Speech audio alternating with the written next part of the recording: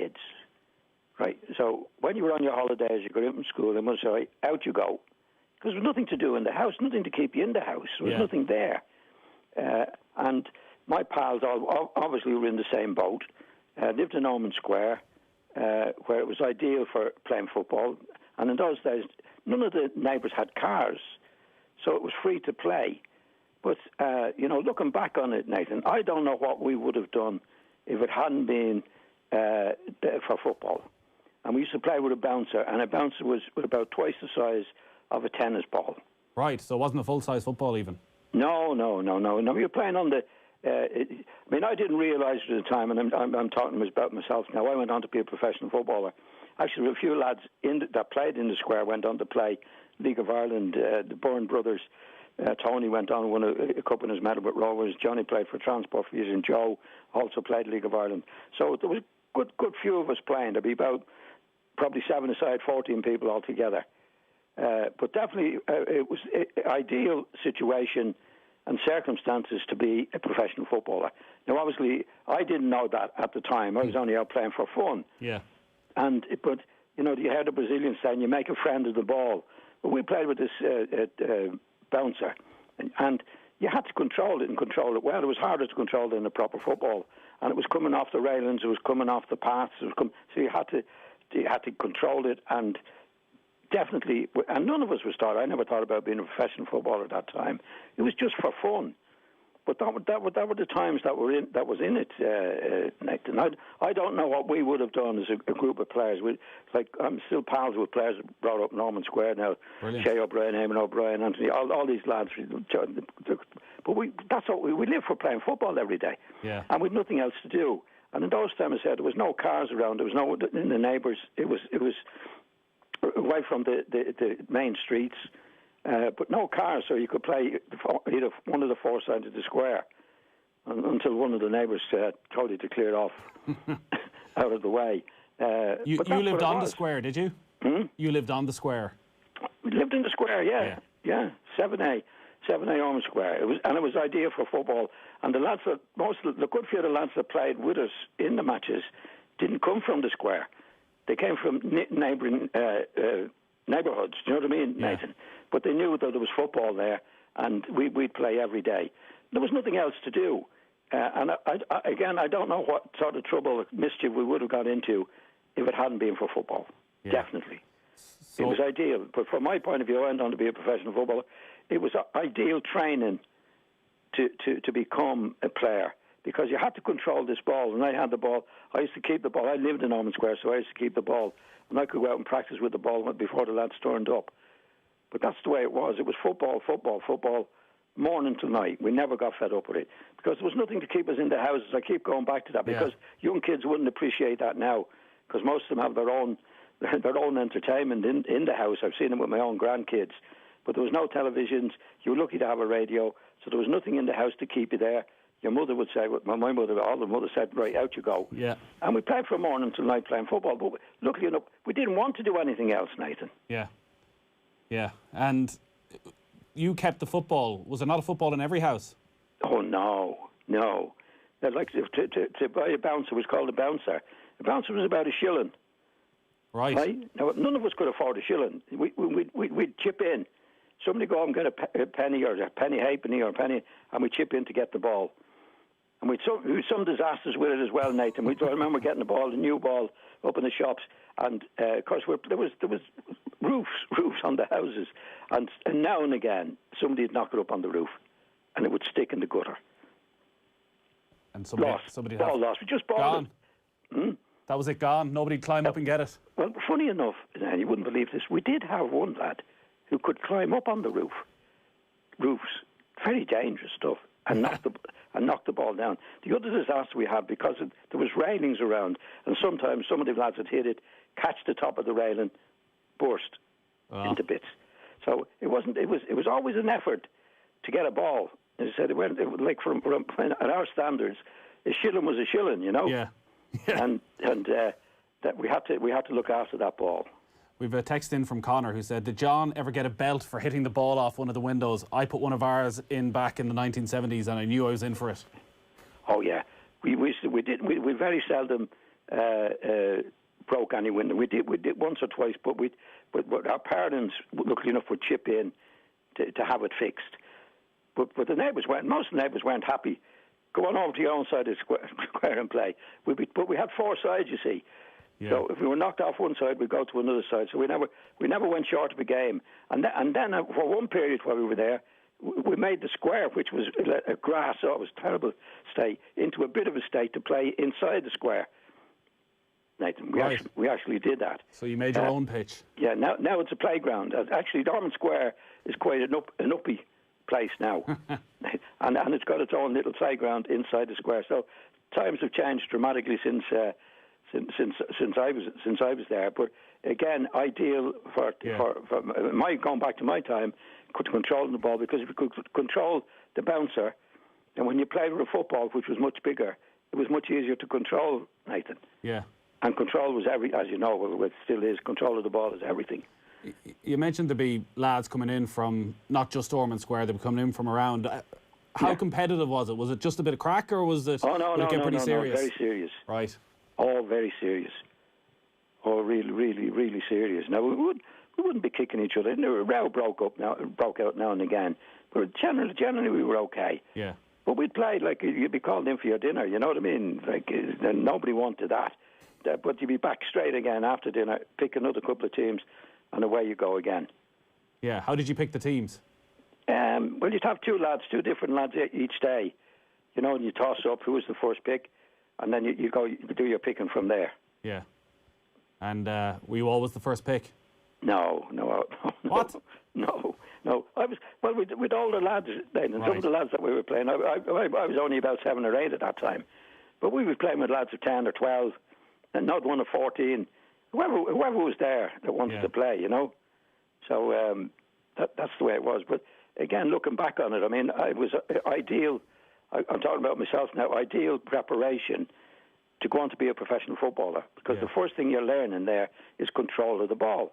You have to control the ball, and it was much more difficult than a football. So that's the basics of the game, and the ball would be coming off the railings, it'd be coming off the side paths. So you had to judge it and control it and do it, you know. And that was fun. That was only fun. I mean, I was only 7, 8 at that time. I wasn't thinking about being a professional footballer. None of us were at that time. It was just fun. It's what we wanted to do. Yeah. The talented kids are often the greedy kids in those games. Were you greedy with the ball, or would you share it around? No. Play properly. Play properly. I mean, there were lads, but they wouldn't be picked. Right. They wouldn't be one of the first picks. You know what I mean? They get it right telling off.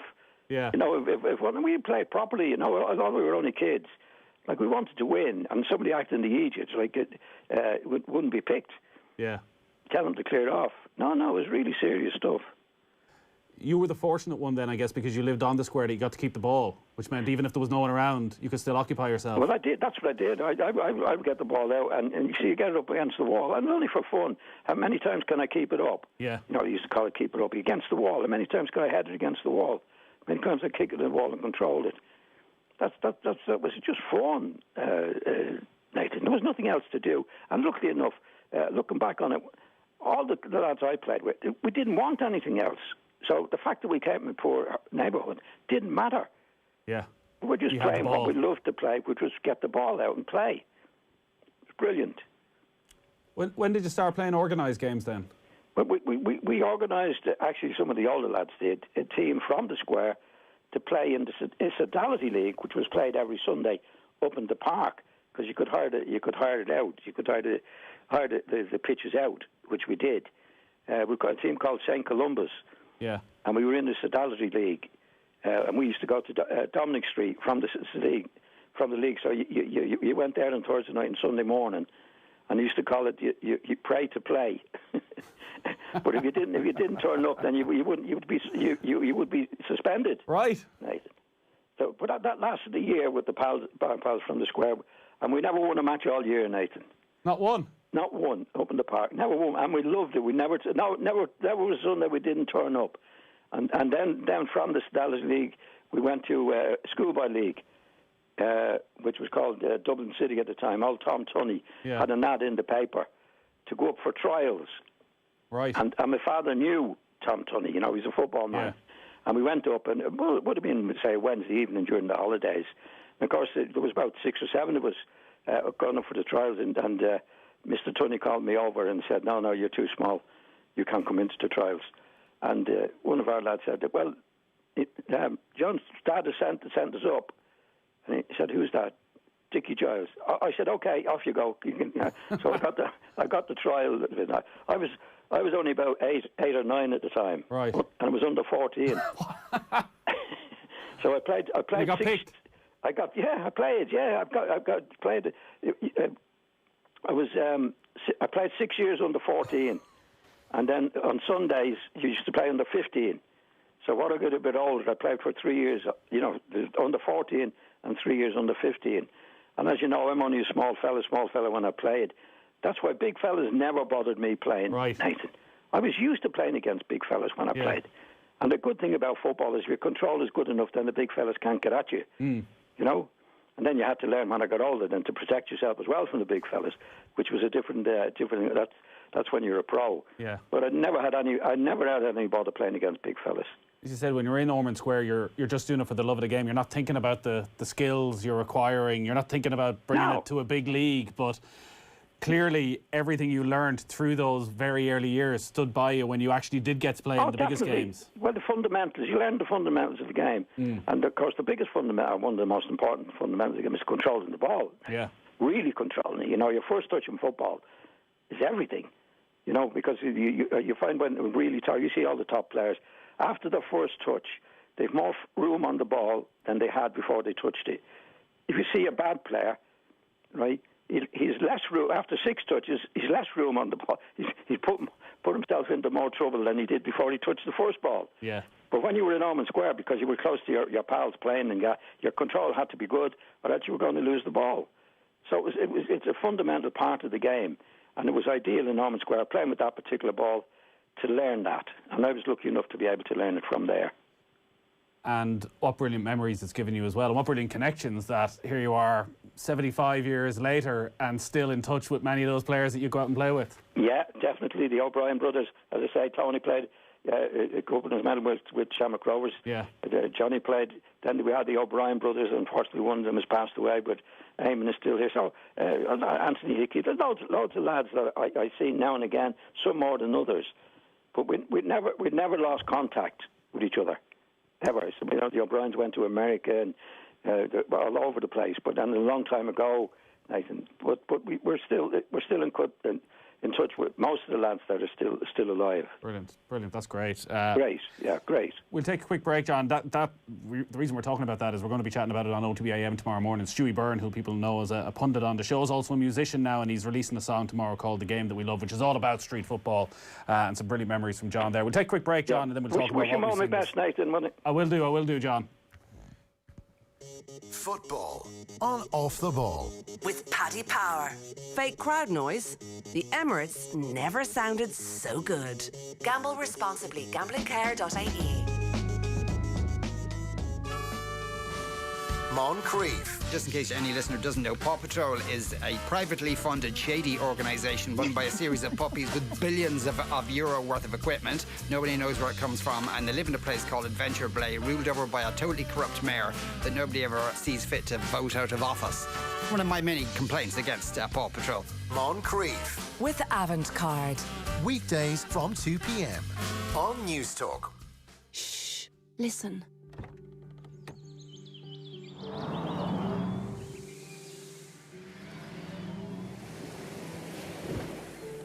That's the sound of a quieter, cleaner future, led by Volkswagen, Ireland's best-selling car brand. Led by our all-electric carbon-neutral ID3 and ID4 models and our plug-in hybrid range. And led by all of you, joining us on our way to a zero-carbon future.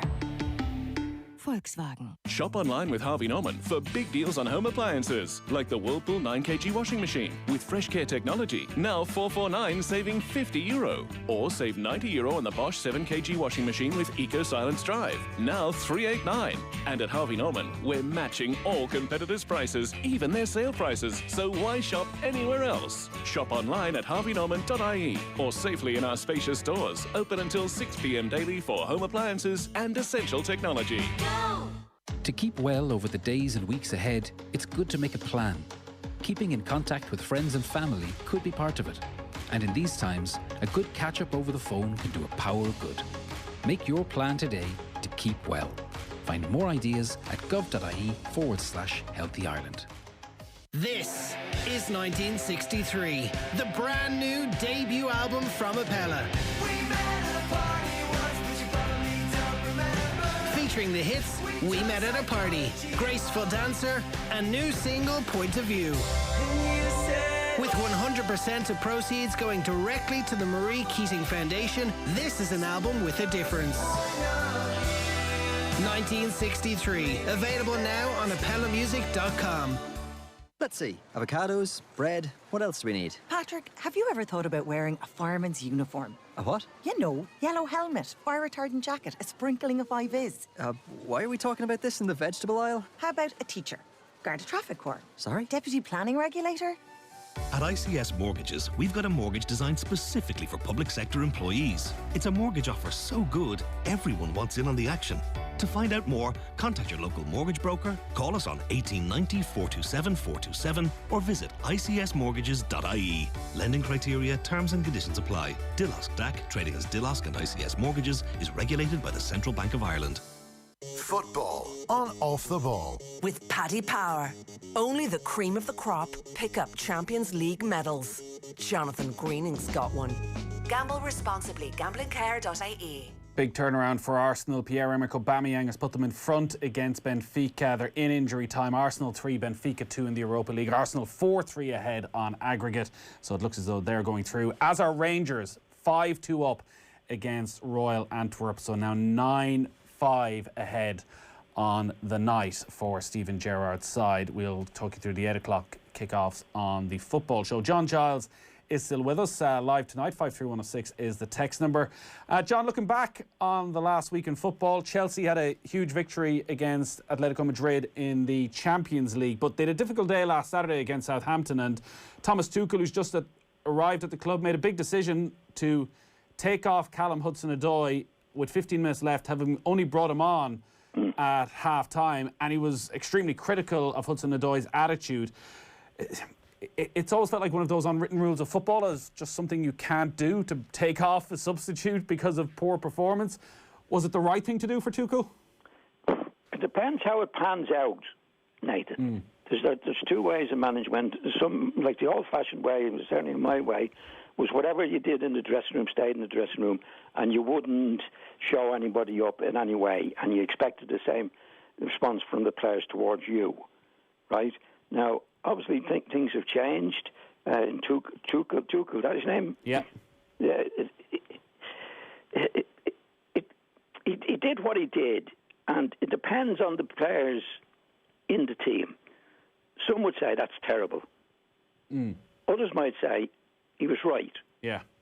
And what he appears to me, anyway, from what you see with Paris Saint-Germain, he doesn't care one way or the other, Nathan.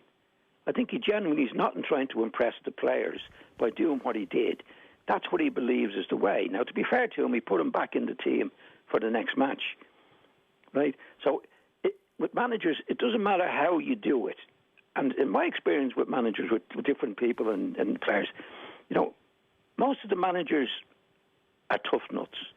Yeah. You know, like Bill Shankly wouldn't have been that popular with the players, Nathan. They would respect him because he was a great manager. But I know for a fact he was hard, he was tough, he was cruel, what would regard as cruel in football. But the thing you have to have in management is respect. You know, you hear about the old generals. I'd rather have respect or fear than love. Yeah. You know, do you remember Roy Evans at Liverpool? Right? Yeah. You know, like Roy Evans was very, very popular, apparently very, very popular with the players. But he was the only manager that didn't win anything. Yeah. After Shankly left. Shankly wouldn't have been that popular with them. They would respect him. They'd be frightened of him. And that's a way of doing it as well. I've never seen a team that was successful when they loved the manager. They didn't have the respect. He didn't have the respect of the players. And that bite, you see Klopp with it. You know, I think the players are terrified of Klopp. Right? I know they're not doing so well in the moment, but generally speaking, there was always that. Like Busby was fierce as well, and he was a very mannerly man as well. But when it came to the actual game, he'd take no prisoners at all. Same with Don Reevy. Although they keep it in the dressing room. Now this fella's different. Now I saw the match the other night. Watched the match the other night against Atletico Madrid, and he played the lad Hudson Odoi, is that his name? And I tell you, he tried. Yeah. He was trying, and I'd say the other day when he wasn't chasing back like he should have been. This is the way. Like in my day, you'd pull him to one side and say, "Look, I think you should be doing that." Right now, that's his type of guy, the type of guy he is. And again, is he going to get respect from them? Yeah. Is he going to win matches through doing it? That's all that matters. And I saw Paris because he came as ex-manager at Paris Saint-Germain, didn't he? And I saw them playing last year in the Champions League. And I saw a huge difference in Paris Saint-Germain since he took over last year. Right. And that's all he'll be bothered about. Yeah. He'll say to you, I don't care whether he likes me or he doesn't like me. I don't care whether I upset him or not. Yeah. Am I getting more from him than he's given me? It may not have been a calculated decision or premeditated to do that to Hudson-Odoi, but does it suggest maybe that actually he's been in that Chelsea job a few weeks, he's looked around what's a very young dressing room and thought that I do need to lay down some sort of a marker here for these players, that there's just something that he had seen that wasn't right? Well, I think he'd do it in any club. I think it's the way he is. And I think he did it at Paris Saint-Germain. I think he fell out with the owners there. But he was very successful there, well most managers were. But I saw him in the Champions League finals when they were playing all the matches together. And I thought Paris Saint-Germain, I think they got to the final, didn't they? Yeah, they did, yeah. And I saw a difference in Neymar and different people in that particular way. So his attitude seems to be, looking at him on the touchline, he doesn't care whether the players are going to like him or not. Couldn't care less. What he'd say, I'm doing that to have an effect on the team. And what you'll find as well with Chelsea, maybe it could be, that's what we need. Or certain players need that. Do you know what I mean? In other words, he's right. Yeah, and well, as you say, it'll ultimately be judged on results as well. Football here on Off the Ball with thanks to Paddy Power. For information on responsible gambling, visit gamblingcare.ie. Jose Mourinho says he will be remembered at Tottenham for good reasons. This after a 5th defeat in 6 Premier League matches. They've been in complete freefall really since the victory over Arsenal in the North London derby back in November, beaten by West Ham at the weekend. Like, this seems, with Mourinho, it's following quite a familiar pattern at this stage. We've seen it all before. Yeah, but we've seen it before, Nathan. But we forget about the good times he's had. You know, he is what he is, and that's what he believes in doing. And it depends what dressing room you go into. Obviously, I don't think he's changed since he was at Chelsea when he was very successful, and the other teams that won the European championships or champions. You know what I mean? I don't think he's changed his way. But it depends what club you go into. Like, that's what I say about this lad out at Chelsea. Yeah. I think you get lads who will say, and seems to have, say, right, he's right. That's what we'll do, right? Then you go to Manchester United, and he does it. He does it to a lot of players at Manchester United, and the other players think that's wrong, and he loses them. Well, and it feels as though the same thing has happened now at Tottenham with Bale and maybe with Matt Doherty in that sort of group as well, and with Dele Alli. If it's not working, surely he needs to change. Yeah, well, these managers don't change, Nathan. Yeah, you know what I mean. It'd be against all his principles to change. Because his attitude, well, look what I did at Chelsea, look what I did at AC Milan and Portuguese side. He's hugely successful. Obviously doing it the way he's doing it, or has done it in the past. He's not going to change that. I think when you go into different clubs, you've got different situations. I think it's more difficult at Spurs now, because I don't think he's in charge of the situation in Spurs in the way he was at the other clubs where he was successful. I mean, you see the situation with Gareth Bale, for example. Did he get Gareth Bale in? Yeah. I don't think he did.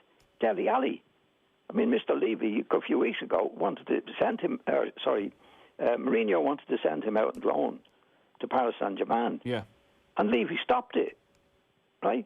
So that means he's not really in charge. He should be, all the other clubs where he was successful, he did what he wanted to do. But is that not something he should have been aware of when he took the job, that he may not get the players he wants, and therefore he has to deal with those players, rather than seemingly isolating Gareth Bale a good manager finds a way to work with them? Well, it would be against his principles, Nathan. Do you know what I'm saying? Like, in the other clubs that he had where he was successful, he wouldn't have other people bringing the players in to him. And he's not going to change his character. And he'd see Bale. I think Bale was a definite buy-in to appease the crowd or getting a bargain or whatever it was. And he hasn't played him. He obviously didn't want him. And Dele Alli, he definitely fell out with Dele a while ago and wanted him to go on loan, right? So the way he's working, or the way he's always worked, he would still be doing the same there. But the players would know, well, he doesn't have the authority to do what he's done at other clubs. You know, it's a very, very, very tight line, a rope to walk on when you're in management like that, because the circumstances of the players that he's in might not suit exactly what he wants to do. I don't think he did at Manchester United, whereas Tuchel now is going into Chelsea, and it might be exactly what the players want. Yeah. You know, I hope I'm explaining myself. Okay? No, you are, yeah. It depends on the circumstances of which you join. I think he had to accept certain things going into Spurs. Yeah. Because he needed the job. Yeah, exactly. And he couldn't make the demands that he would want. Demands that, yeah, exactly. Yeah. Now he has to try and work around it. I think he was the same at Manchester United. I'm going to keep going back on the Pogba situation. I don't think he don't say in the Pogba signing at the time, in my opinion, Nathan. Yeah, it certainly doesn't seem that way. John, unfortunately, we're out of time. Great stuff as always. We'll talk to you next Thursday. Okay, Nathan. Thanks again. Arsenal are through. They've beaten Benfica 3-2 in the night. Rangers also progressing. Lots more to come on the football show. Sign up for News Talk Extra, our email newsletter straight to your inbox. newstalk.com/extra. At Guaranteed Irish, we believe enterprise is at the heart of thriving communities. Did you know Sudocream's name came from the Irish pronunciation of soothing cream? Still manufactured by Teva in Baldoyle today, Sudocream has been soothing skin since 1931, making it a staple in Irish households whilst also supporting Irish jobs. Guaranteed Irish welcomes companies that are altogether better choices for our communities. So look out for it. GuaranteedIrish.ie. Altogether better. Shop online with Harvey Norman for big deals on home appliances and technology. Save €110 on the LG 49-inch smart TV, now €439. Or get the Bosch 8kg heat pump dryer with auto dry feature, now €589.